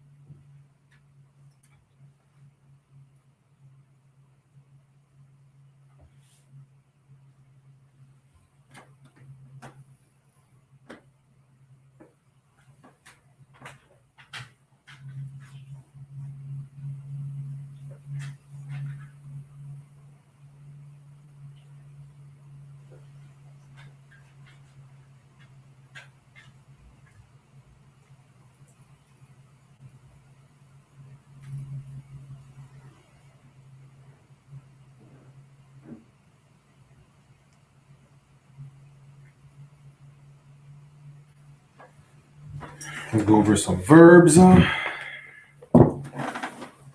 then we're going to end the class.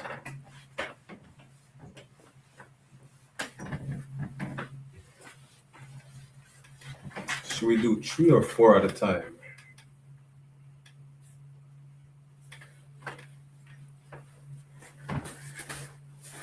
Basic verbs. So to open,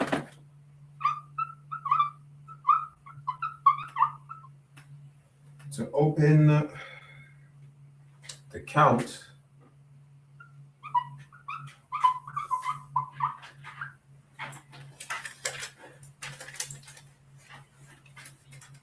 open, to count, to listen or to hear,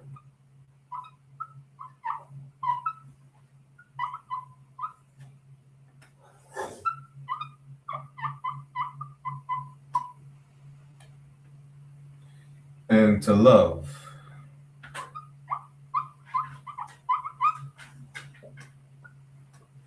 Open is patak.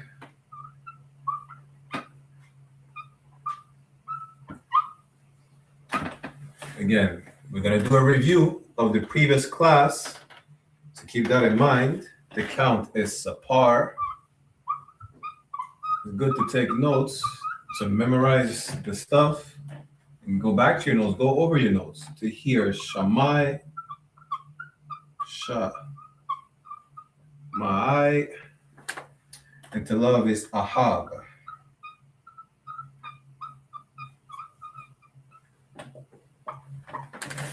Okay.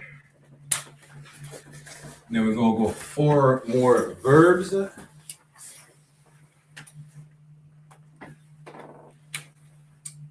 Patak.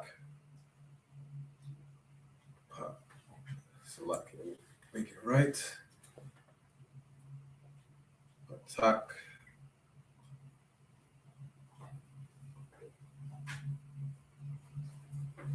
Sapar.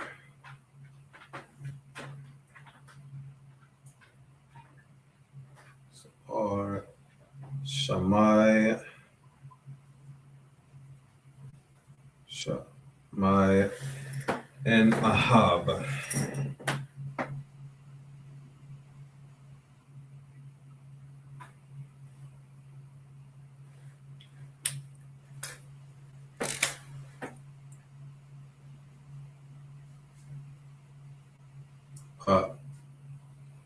Tak.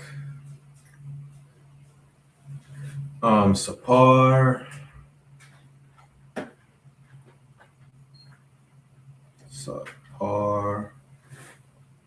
Shamai.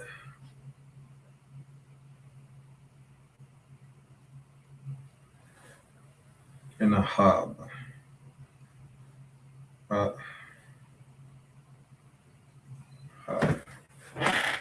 You understand? Should I do 3 or 4 more? Do 3 more. Write these down. Let's do 3 more.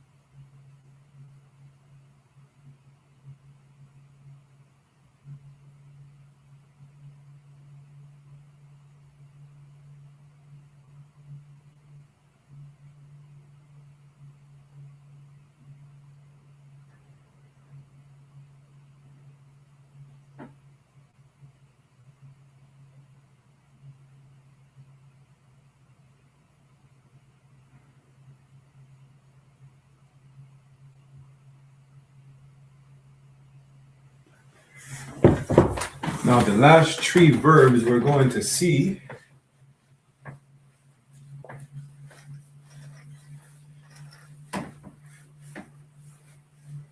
don't worry about conjugating the verbs. This is a totally different class, right? The last 3 verbs that we're going to go over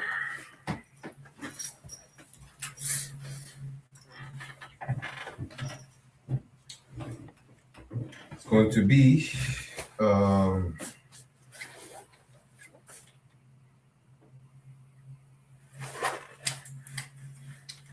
to gather, as we are ordered to do, to gather together, to gather, to sanctify or set apart, sanctify or to set apart, which is what sanctifying means, to render holy. Holy comes from the Hebrew word Qadash. And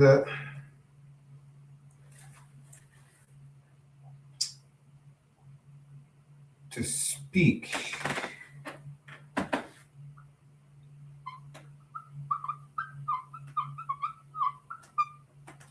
To speak. So to gather is Qobataza, Qua.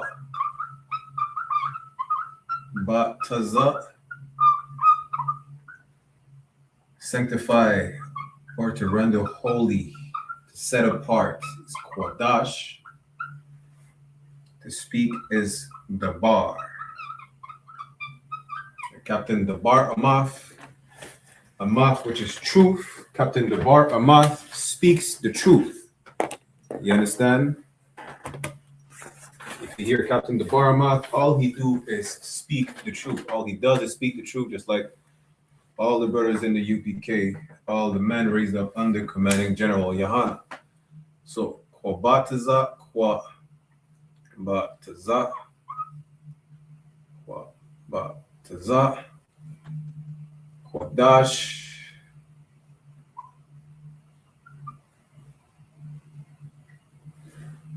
And the bar.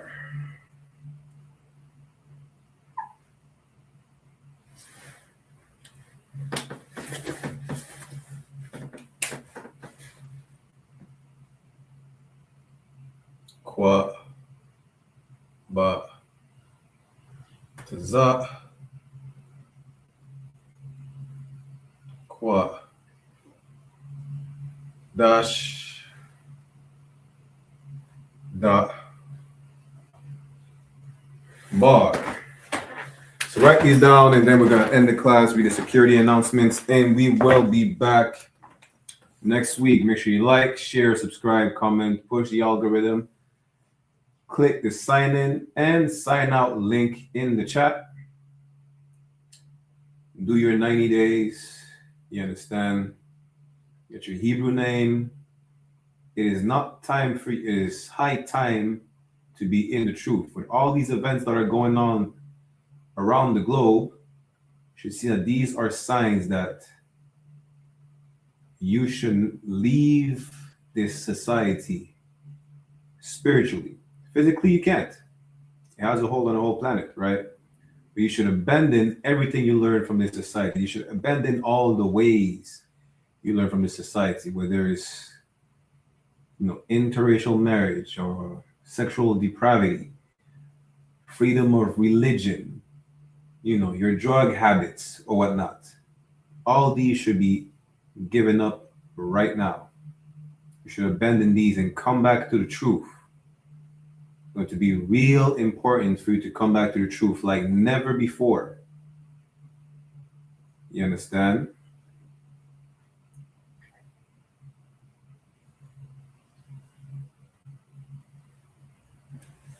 So now we're going to go security announcements. We're going to end the class right here. The WADA, which means thank you to all brothers and sisters who tune into the class. We'll be back next Friday. Tomorrow we have our scripture breakdown in French, followed by Office 1000 Adiyar. With that said, I would say Shalom Yahweh Bahashim Yahshai Brakatham to all the brothers, and Yahweh Shamar Latham Bahashim Yosai to all the sisters. Let's read the security announcements and close the class. This is the I.S.U.P.K security announcements. We are the I.S.U.P.K, the Israelite School of Universal Practical Knowledge, started out of 1 West 125th Street, Harlem, New York, under Commanding General YAHANNA. Rule for new brother and sister. When a new brother or sister comes into the school, they're off limits for 6 months. They are to be saluted only. They're here to shed themselves of the world. If they need transportation, the teacher will arrange it. After 6 months, if a brother or sister has an interest in a particular person, he or she must get permission from the head to speak to a brother or sister. There's another 6 months in which the brother and sister will court each other. After the 6 month period, the brother and sister will get permission from the head to marry. Tithes, which is a commandment. Numbers chapter 18, verse 21, and Malachi chapter 3, verse 8 to 10 means tenth in the Hebrew. Ma'ashara, 10% of every penny of any increase the Lord gives you, give to the Treasury Department or teacher. Priest fund, free will offering for priests not mandatory, whatsoever amounts you would like. Upcoming holy convocation, we have coming up the Feast of Purim, which is the 14th day and the 15th day of the 12th month, which falls on Monday, March 2nd, and Tuesday, March the 3rd, 2026. You can read more about it in the book of Esther, chapter 9, verse 20 to 31. Reminder to Alakim and Wa'akwathian, meaning brothers and sisters, to check the bulletin board in the hallway of their school if they have a physical location. And if any brother wants to be a trooper in the school, to start wearing all black, boots, shirt, pants, headband, and scarf. With that said, we'll give a courtesy salute to the brothers and a courtesy salute to the sisters. Menavigal Imajim, which means to stand. We'll give a courtesy salute to the brothers. Menavigal Imajim Shabbat. Imajim Barak. Yahweh Bahashim Yahweh Shai Brakatham. Meaning Yahweh, in the name of Yahweh Shai, bless y'all. Yajamata, which means hands down. Sar, which means to turn. Turn and face the sisters if you have any in your presence. We'll give them a courtesy salute as well. Menavigal Imajim Shabbat. Imajim Barak. Yahweh Shamar Alathan Bahashim Yahweh Shai. Meaning Yahweh, watch over y'all in the name of Yahweh Shai. Yajamata, meaning hands down, class dismissed.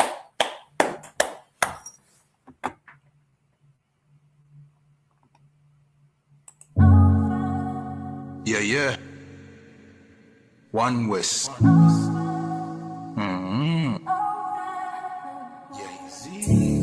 I'm sorry, me need a break, I'm sorry.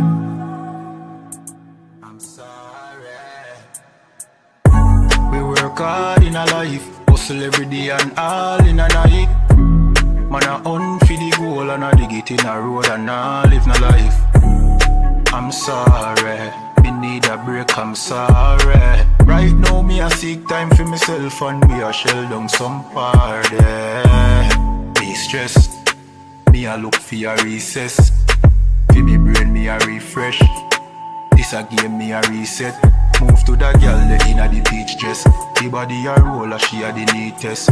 She nah no man, nah that a the weakness. So me the in her ears but not like a real pest. Nah, just a move with a vibe. Because we a poor, the mood is alive.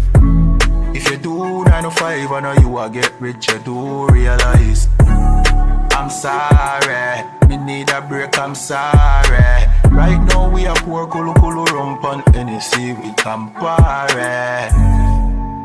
That is it. Move to that girl, let the body tick. What is it? You know see me a talk loud the politics.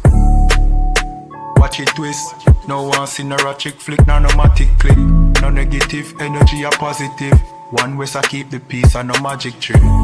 We a dance till in icon. We a groove, we a vibe. And no care, no fear right off. Make it home with your life. Me say, me no want see you leave yet.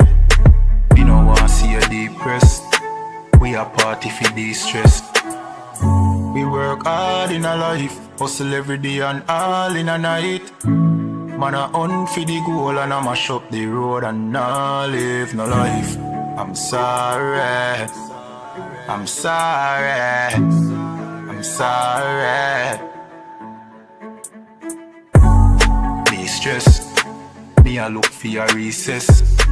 For me brain me a refresh. This a game me a reset.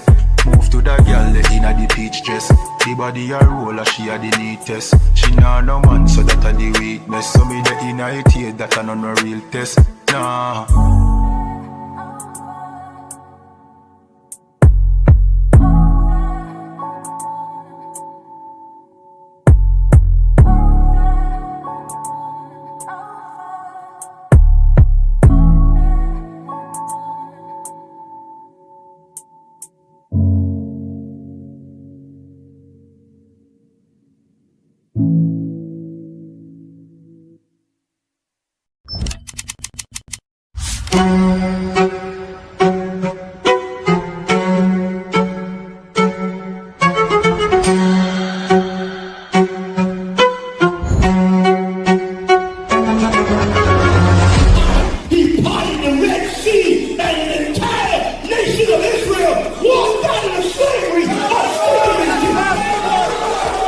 The I.S.U.P.K. presents the Lord's 57th Annual Passover, April 4th, 2026 in Houston, Texas. You do not want to miss this one, Israel. Shalom.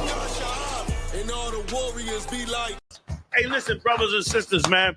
If you like what you hear, hit the subscribe button, man. Subscribe to this channel.